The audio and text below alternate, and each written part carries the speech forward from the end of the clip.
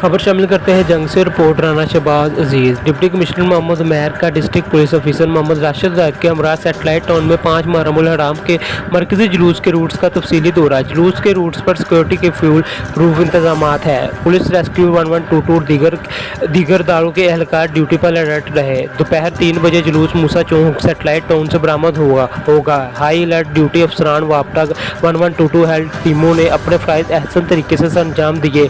अंजुमन ताजरान, Punjab force, अमन committee और सहाफ़ियों ने कसीर तादाद में शिरकत की। जुलूस कमेटी और अहले इलाका ने तमाम अदारों की खिदमात को सराहते हुए शुक्रिया अदा किया।